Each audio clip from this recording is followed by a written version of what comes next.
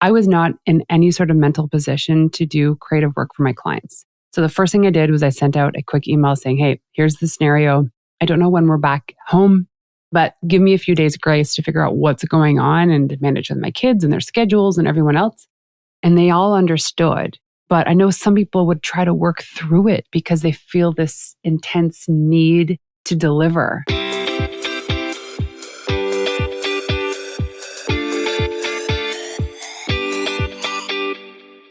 Hey, it's Renee. Welcome to the Into the Wild Show, the podcast for women who want to build incredible mental strength to level up their business and lifestyle. I'm Renee Warren, the founder of We Wild Women, author, speaker, award-winning entrepreneur, and your host. Together, we will make you unapologetic about shining your light, growing your business, and turning you into a wildly confident and successful leader. This is for you, the visionary, the go-getter, the entrepreneur, and for those that need a real kick in the butt to get going and to dream bigger.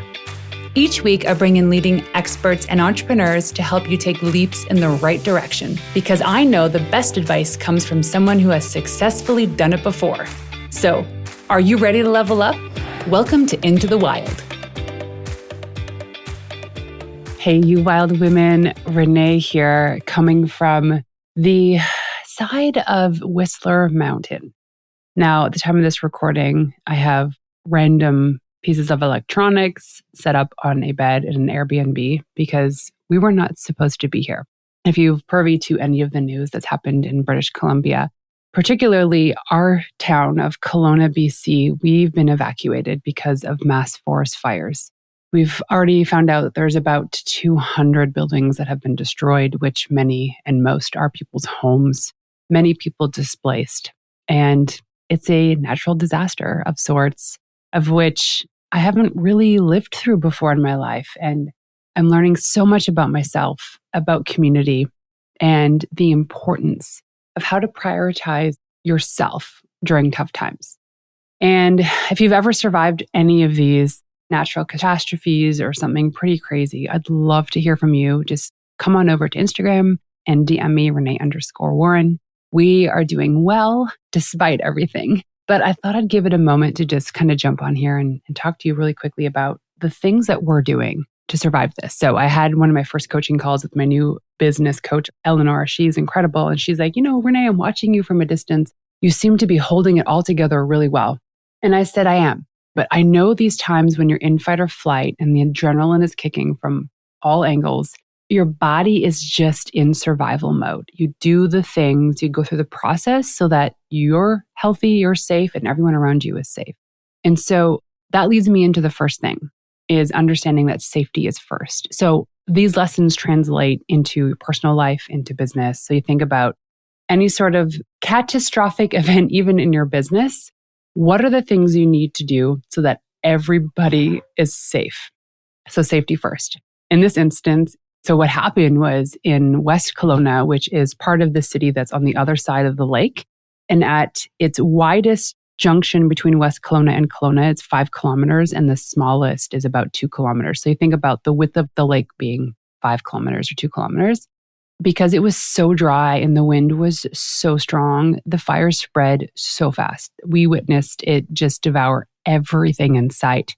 What happened was, if you ever heard of these fire vortexes, the heat from the flames of fire so hot actually causes these tornadoes. And so it would lift up debris and it would spit it out on the other side of the lake up to 5 kilometers away. So at one point, there were 6 fires that had started very close to our home on the other side of this mass spreading wildfire.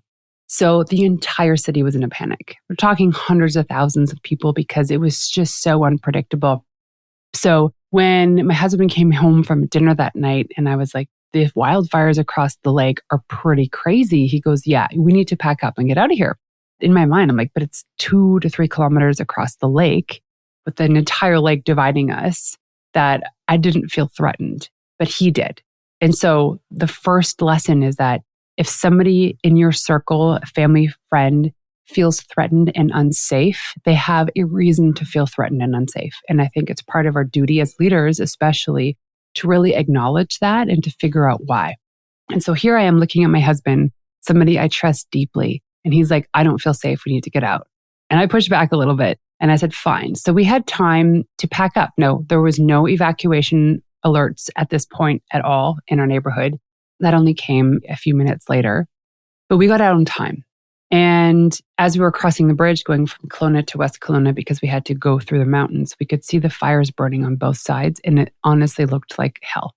So understanding that when somebody doesn't feel safe, if it's personally, if it's in your business, there's a reason for that. And whether or not you think their emotions are justified, their feelings cannot be ignored. And so I felt this through Dan and I said, you know what? Fine, let's pack up, let's go. So we did.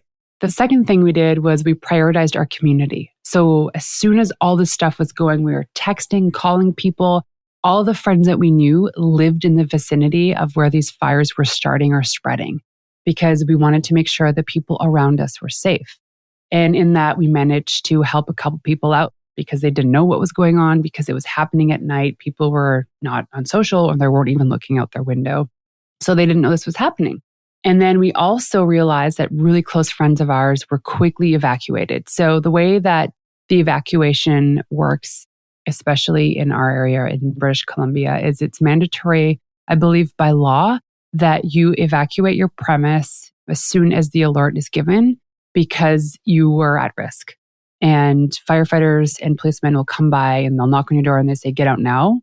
In that warning, you have no more than 2 minutes to evacuate, depending on where the fire is too. So if it's far enough away, you have to pack up everything you can think of in 2 minutes, which means that you probably don't pack the right things. And that's okay, as long as everybody gets out safely. We luckily had time to pack the things that were important to us and some sentimental items, but it's only a carload of stuff that some of it doesn't make sense. So we still had our entire livelihood and all of our possessions at home. Hey ladies, I gotta share this with you. I got a text message the other day from one of my clients, Callan, and it reads this. Renee, I gotta share this with you. I got on 3 great podcasts last month, and this month has been my biggest month ever. $100,000 revenue as of today. 8 out of 10 of my clients came from podcast audience. I'm so grateful for you and your incredible VIP day. It has been a game changer for my business, and I thank you so much. Wow. I mean, that's just proof that podcasting works. And that's just one example. Another one of my clients, Allison, she says, Renee, the solution you provide is super valuable, even beyond pitching the media. I've used it to reach out to warm leads, which has increased engagement and is helping me grow my business. So there's something to be said about the people that are investing in the Authority Booster Intensive Day, so my VIP day, which is me creating your world-class PR strategy, which comes with so much custom content, a custom pitch list, which is I'm writing and my team is writing your pitches, the pitches that you would reach out to the podcast, to bloggers, to media, to TV, to radio, as well as a custom media list. So this is sourced from our database, our master list of media, and we pluck the right contacts based on your business goals so that we can help you create a PR strategy that your team can integrate and just plug in to the marketing tactics that you're already doing. So if you're interested in signing up for the VIP day, I do a couple a month. You can go to wewildwomen.com/VIP day. That's wewildwomen.com/VIP day. So after prioritizing community, the third thing is the mental health and wellness and just checking in on yourself and your loved ones and just really understanding what it is that you need in these times and not being afraid to ask for it. For me, it was like I was not in any sort of mental position to do creative work for my clients. So the first thing I did was I sent out a quick email saying, hey, here's the scenario. I don't know when we're back home, but give me a few days grace to figure out what's going on and to manage with my kids and their schedules and everyone else. And they all understood. But I know some people would try to work through it because they feel this intense need to deliver. And there are moments where it's not the case. And I'm hoping that if you have clients that you're serving, that they would understand. And if they don't understand, then they're not clients.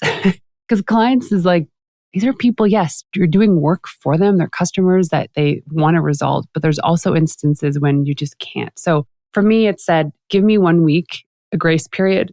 But happily for me, I was able to come back in the game kind of within 4 days because we're at this space. But really understanding that your mental health is the most important thing, and also how you show up for your team, how you show up for the people around you, your children. So for me, it's like with my team, I said, hey guys, here's the situation. There might be some stuff that has to go out now and I would normally require approval for. I trust your opinion, make an executive decision, and we can come back to it later if it wasn't right. There were a couple of mistakes made and I expected that. But at the end of the day, nothing really mattered. And so understanding like, while I'm the one that's also surviving this natural disaster, my team is also affected by it. So it's not just me. And I have to be mindful of that as well, that they're sad and they're emotional about it too. So just understanding everyone around you and kind of where they are mentally and emotionally is really important. And then just giving people space and grace. And especially as women, ask for help. Go to the gym and ask for somebody to watch your kids. Like one of the families that we're staying with here, Jen was like, hey, I need to go to the gym this morning. Can you watch my daughter? I said, for sure. We need to be there for each other. So the fourth one is grounding yourself in nature. I can't tell you how important it's been to even just look out at the trees, to even just go on a 5 or 10 minute silent walk, of which I'm doing after this recording, to just be grounded in nature. And where you can, take your socks off and plant your feet on the ground, because being connected to source is so important. I actually walked through a gem store with my friends the other day, and we're looking at different types of gemstones and crystals. And it's really interesting how each one of these things vibrate at a different frequency. Some are good, some are bad, and they're all different for everybody. So I grabbed a couple because I needed it. And the one I have now is for concentration. And it's definitely been helping me. I've been holding it and kind of rubbing it. But grounding yourself in nature, nourishing yourself with good foods, talking about how you feel. If you feel scared or you feel threatened, it's okay to voice how you feel. And also respecting the people around you that are going through it too. And understanding, like I said earlier, how their emotions are real regardless of their circumstance. So there are some people who have lost their homes completely. There are some people who are in the area, but they're not even close to an evacuation alert zone. Yet the people who lost their homes are surviving it and dealing okay. But the people that are on alert, they're more anxious. And probably because at this point they have more to lose. I don't know what it is, but some people would look at it and think, oh my gosh, well, they're not in a position to be threatened. Why can they feel that way? They don't have to justify their feelings for you. Nobody does. Nobody ever does. When somebody has a feeling, it's justified to them and they're allowed to go through it. And so when you can hold space for these people, that is where transformation is. Sometimes these people just need to be heard. Then they might come out of it and be like, oh my gosh, I can't believe I thought of that way. That was so silly. But when you ground yourself in nature, you actually get the answers you need. And don't ignore that intuition. You're going through something tough in your business, in your personal life, or a natural disaster. Don't ignore your intuition. For me, this was a gift from God that I needed to realize what I needed to do in my business. And there are a lot of things we're going to change. A lot of things. I never would have looked at it this way had I not been through this. And partially because I felt so chained to certain clients and so chained to some of the work that I thought I had to do, that it was just going to be doomed for me.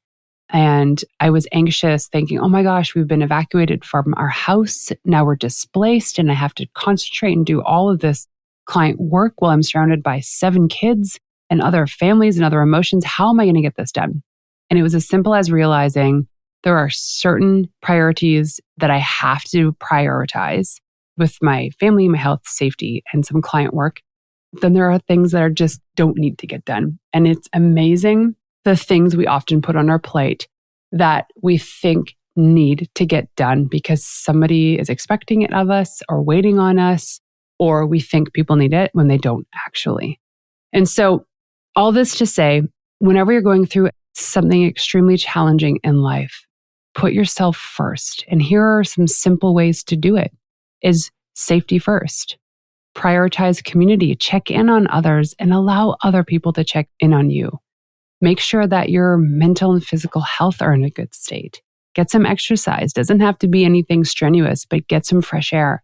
Ground yourself in nature. It's the most important thing.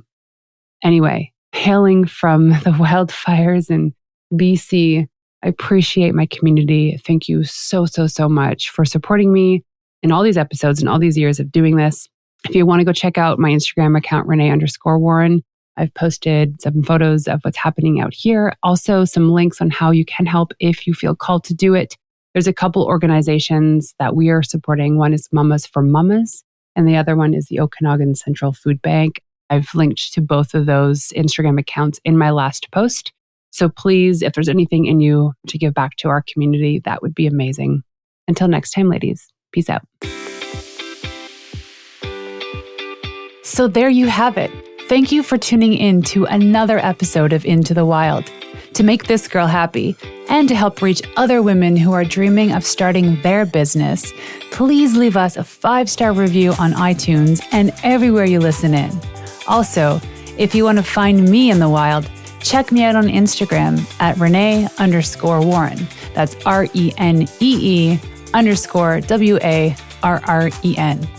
And leaving you with one of my favorite tips of all time: the best advice you could ever receive is from someone who has successfully done it before you.